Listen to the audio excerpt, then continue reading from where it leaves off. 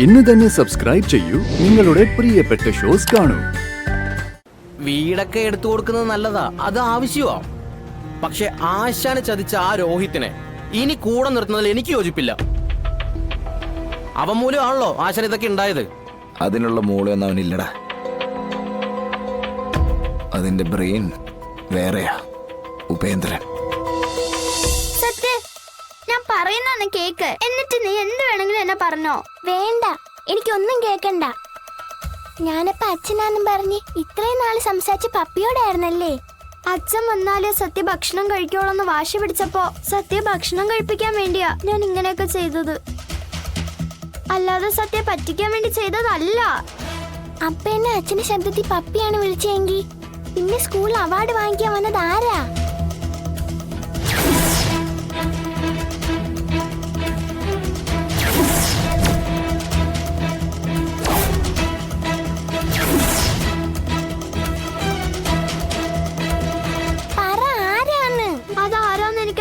സത്യ, അതെല്ലാം ചേച്ചമ്മ നോയിക്കോളാന്നാ പറഞ്ഞേ. അതാരാന്ന് പറയാൻ ചേച്ചമ്മയ്ക്ക് മാത്രമേ പറ്റൂ. അപ്പൊ എന്റെ അമ്മയും കൂടി ചേർന്നാണല്ലോ ഇതെല്ലാം ഒപ്പിച്ചത്. ഞാൻ പോവാ. ഞാൻ എല്ലാ കാര്യങ്ങളും ശാരദാമ്മയോട് പറയാൻ പോവാ. സത്യ, ഞാൻ പറയുന്ന കേക്ക്. ഇല്ല, എനിക്ക് അറിയണം. അന്ന് സ്കൂളിൽ വന്ന ആരാന്ന് എനിക്ക് അറിയണം. പിന്നെ എന്റെ അച്ഛൻ എവിടെയാന്ന് അറിയണം. ജീവിച്ചിരിപ്പുണ്ടോ ഇല്ലയെന്ന് എനിക്ക് അറിയണം. സത്യ, സത്യ നിക്ക്. സത്യ നിക്ക്, പോവല്ലേ. ഞാൻ പറയുന്ന കേക്ക്. സത്യ നിക്കാൻ. പറയുന്ന കേക്കാൻ. ഇപ്പൊ എന്നെ വിളിക്കാൻ വണ്ടിയും വരുമല്ലോ കൃഷ്ണ. സത്യ ഒറ്റയ്ക്ക് പോവുകയും ചെയ്തു. അവൾക്കൊരാപത്തും കൂടാതെ വീട്ടിലെത്തിച്ചേക്കണ ദൈവമേ.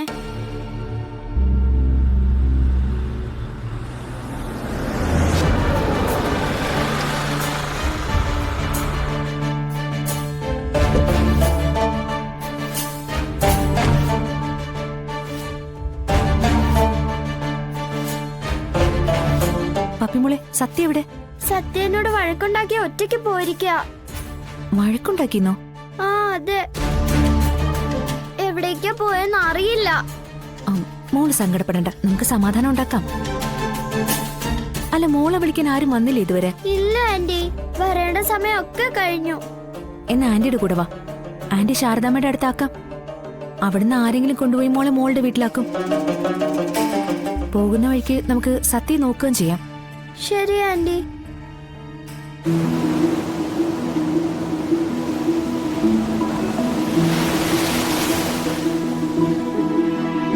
എടാ കമല, നീ ഇപ്പൊ ശരിക്കും ഏതൊക്കെ പണിയെടുക്കുന്നത്? അങ്ങനെയൊന്നും ഇല്ല ആശാനെ. കാശ് കിട്ടുന്ന എന്തു പണിക്കും അന്തസ്സുണ്ട്. അതുകൊണ്ട് ഞാൻ എന്ത് പണിയും ചെയ്യും. കാശ് കിട്ടിയാ പോരെ. കുറച്ചേ മെറ്റല് കൂട്ടണ്ടായിരുന്നു. 500 പറഞ്ഞു, 400 ഓക്കെ. 2 മണിക്കൂറിൽ പണി തീർത്തു.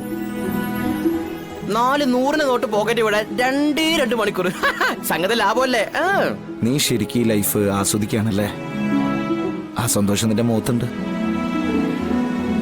എനിക്കില്ലാത്തതും അതൊക്കെ തന്നെയാ. എല്ലാം ശരിയാവും ആശാനെ. കുറെയൊക്കെ കലങ്ങി തെളിഞ്ഞില്ലേ, ഇനിയും തെളിയും. ദേ, ഏട്ടത്തിയമ്മ ആശാന്റെ ഒപ്പം താമസിക്കുമ്പോ ഈ സന്തോഷക്കുറവൊക്കെ മാറും. അല്ല, ആശാൻ വന്ന കാര്യം പറഞ്ഞില്ല. എടാ, ഒരു വീട് വേണം.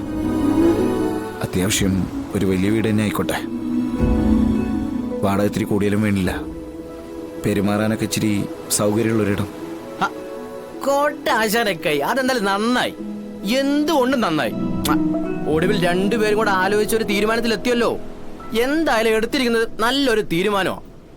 അതിന് 2 ആൾക്കും നല്ല പ്രത്യേക ഒരു ആശംസ അറിയിക്കുന്നു. എടാ, അത് എനിക്കോ ശാലിനിക്കോ വേണ്ടി എടുക്കുന്ന വീടല്ല. പിന്നെ അച്ഛനും അമ്മയ്ക്കും വേണ്ടി എടുക്കുന്ന വീടാ. അവർക്ക് താമസിക്കാൻ വേണ്ടി എടുക്കുന്ന വീടാ. അത് ഇപ്പൊ താമസിക്കുന്ന വീടിനേക്കാൾ നന്നായിരിക്കണം എന്നൊരാഗ്രഹം. അമ്മയ്ക്കോ അച്ഛനും ആ വീടൊരു കുറവായിട്ട് തോന്നരുത്. അതിനു വേണ്ടിട്ടാ നല്ലൊരു വീടെടുക്കുന്നേ. അപ്പൊ നമ്മുടെ വീടോ? അതിനെന്താ പറ്റിയേ? അതിപ്പോ ജപ്തിയാവും.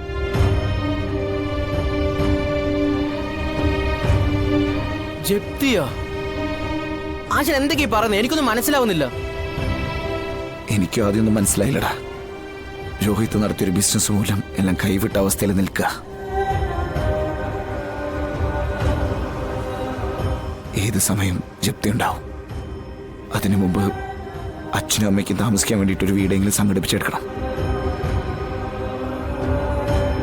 എടാ, എനിക്കൊരാവശ്യം വന്നാൽ ഞാൻ നിന്നോടല്ലാതെ ആരോടോ പറയാ. എന്റെ ആശാനെ നമ്മൾ 100 നിന്നുകൊണ്ട് ഇപ്പൊ വീട് കണ്ടുപിടിക്കുന്നു. എന്റെ ആശ ഒരു തരത്തിൽ സങ്കടപ്പെടുന്ന ആഗ്രഹിക്കുന്ന ആളാ ഞാൻ. ആ ആശാനെ ഞാൻ കൈവിടോ? നമ്മൾ വീടിനായിട്ടുള്ള അന്വേഷണം എന്താ ഇപ്പൊ തുടങ്ങുന്നു. അല്ല ആശാനെ, നമ്മുടെ വീടിനേക്കാൾ വലിയ വീടെന്ന് പറയുമ്പോ ഒരുപാട് വാടകയൊക്കെ വരില്ലേ ആശാനെ? അതെങ്ങനെയെങ്കിലൊക്കെ കൊടുക്കടാ. കാശ് മടാകുമ്പോ വരുമ്പോ ഒക്കെ ചെയ്യും.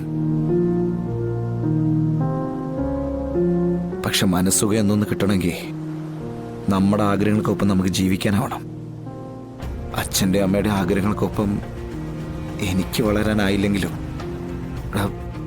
മാന്യമായി ജീവിക്കാനുള്ള അവരുടെ അവകാശമെങ്കിലും എനിക്ക് നടത്തി കൊടുക്കണ്ടേ? ഇന്നലെ വരെ അവർ കിടന്നത് മെത്തയില്ല. ഇനി അതുപോലെ തന്നെ അവർ ജീവിക്കണം. അല്ലെങ്കിൽ അതിന്റെ ക്ഷീണം എനിക്കാ.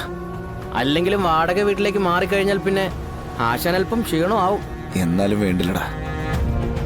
അച്ഛനും അമ്മേനും ഉപേക്ഷിച്ചുകൊണ്ടുള്ളൊരു ജീവിതം എനിക്കില്ല. നോക്കടാ.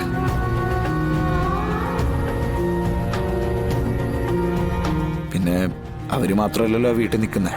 രോഹിത്തും ശ്യാമയും പപ്പിമോളും എല്ലാരും ഉണ്ടല്ലോ. നമ്മളെ ആശ്രയിച്ച് കഴിയുന്നവർക്ക് നമ്മളല്ലാതെ മറ്റാരാ ഉള്ളത്? വീടൊക്കെ എടുത്തു കൊടുക്കുന്നത് നല്ലതാ, അത് ആവശ്യമാ. പക്ഷെ ആശാന് ചതിച്ച ആ രോഹിത്തിനെ ഇനി കൂടെ നിർത്തുന്നതിൽ എനിക്ക് യോജിപ്പില്ല. അവൻ മൂലമാണല്ലോ ആശാൻ ഇതൊക്കെ ഉണ്ടായത്. അതിനുള്ള മൂളൊന്നും അവനില്ലടാ. അതിന്റെ ബ്രെയിൻ വേറെയാ. ഉപേന്ദ്രൻ അച്ഛൻ്റെ അനിയനാ. പക്ഷെ അയാളിപ്പോ കാലന്റെ രൂപത്തിലാ ഞങ്ങളുടെ തലയ്ക്ക് മുകളിൽ നിൽക്കുന്നത്. തലയ്ക്ക് മുകളിൽ നിൽക്കുന്നവനെ എറിഞ്ഞിടണോ ആശാനെ? ആശാന്റെ ആ പഴയ വിശ്വരൂപം ചെറുതായിട്ട് ആ ചിറ്റപ്പനെന്ന് കാണിക്കണ്ടേ? കാണുന്നുണ്ട് ഞാൻ. എന്റെ വിശ്വരൂപം കാണിക്കാൻ വേണ്ടി മാത്രമല്ല, രക്തത്തെ ചതിച്ച തിരിച്ചു കിട്ടുന്ന പണിക്ക് പൊടിയുന്നത് രക്തം തന്നെയാണെന്ന് അയാളെ ഒന്ന് അറിയിക്കാൻ. കാണുന്നുണ്ട് ഞാൻ നല്ല വെട്ടിപ്പായിട്ട്.